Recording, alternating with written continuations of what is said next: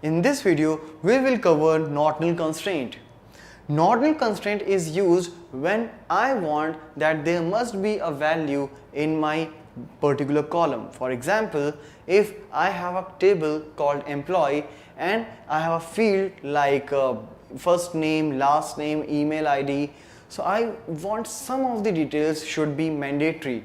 As in the UI also, you may get some asterisk like symbol which make sure like you must enter some value before submitting the page.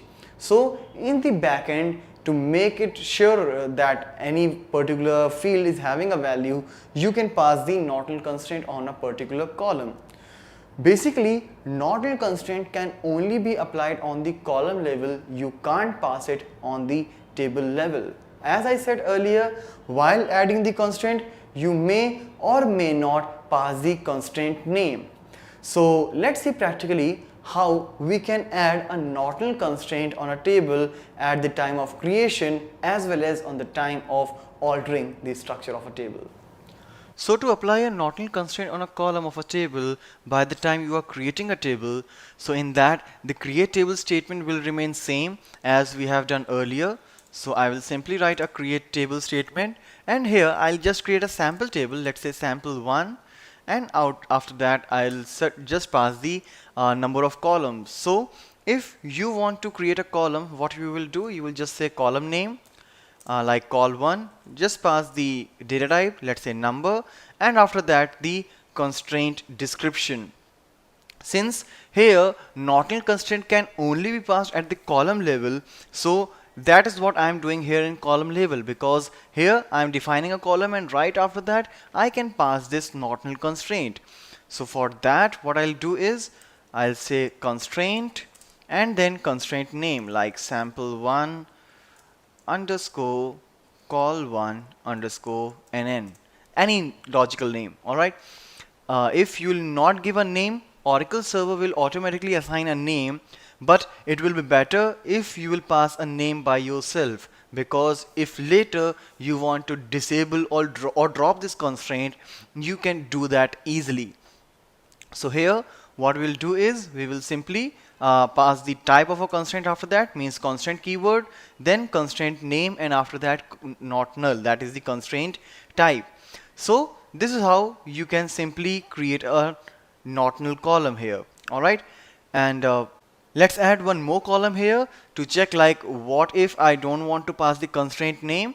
So for that I'll create another column like col2, again number, and after that you will not have to write the constraint keyword also if you are not giving the name, means constraint and constraint name will be in a group. If you want to pass the constraint name, only then you will use this constraint keyword, otherwise you are good to write this not null constraint directly. So let's terminate it with a semicolon, and you can see the table created.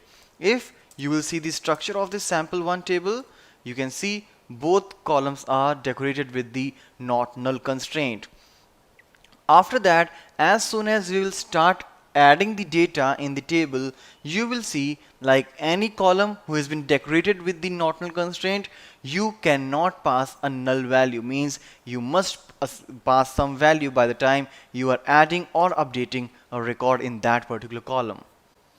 But if you want to pass the not null constraint on an existing column or an existing table which you have already created, let's say I have already worked with the table called employees. Alright, and here let's say in the first name column I want to pass this not null constraint. So for doing that, what I'll do is I'll simply say alter table command, alter table employees, and after that I'll say modify the column name, first name, the data type, that is bracket 2, and after that you can pass the constraint description like constraint name, employee underscore first name underscore nn.